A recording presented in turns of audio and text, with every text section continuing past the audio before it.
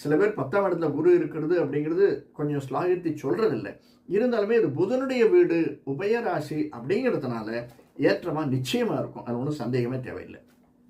அடுத்தது நம்முடைய இந்த ஒரு சின்ன இதுவரைக்கும் யாருக்காவது நிலம் விஷயமாக தகராறுகள் இருந்து நமக்கு சேர வேண்டியது சேராமல் இருந்ததுன்னா இந்த குரு பயிற்சி 25, 26 அது நமக்கு சொந்தமாவதற்கு சாத்தியக்கூறுகள் நிறைய இருக்கு.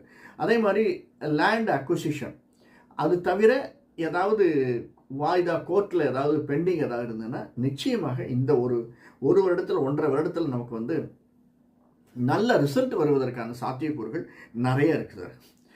அதற்கு அடுத்ததாக நம்முடைய சனி கொஞ்சம் ஏன்னா 7ஆம் பார்வையாக பார்க்குறாருனாலும் நம்முடைய 9ஆம் வீட்டை ஒரு 3ஆம் பார்வையாக வேற பார்க்குறார். 9ஆம் வீட்டை 3ஆம் பார்வையாக பார்க்குறார் சனி. அது மட்டும் இல்லாமல் 7, 8, 9, 10 நம்ம பார்த்த இதே 4ஆம் வீட்டை குருவனுடைய பார்வையும் இருக்கு, சனியினுடைய பார்வையும் இருக்கு. இந்த குரு சனி பார்வை சேர்ந்து இருக்கிற போது சில சங்கடங்கள் அந்த இடத்துல நம்ம வந்து அவசரப்பட்டு கையெழுத்து போடக்கூடாது. எந்த ஒரு விஷயமா இருந்தாலும் தீர்க்க சிந்திச்சு முடிவெடுத்தல் அப்படிங்கிறது ரொம்ப நல்லது.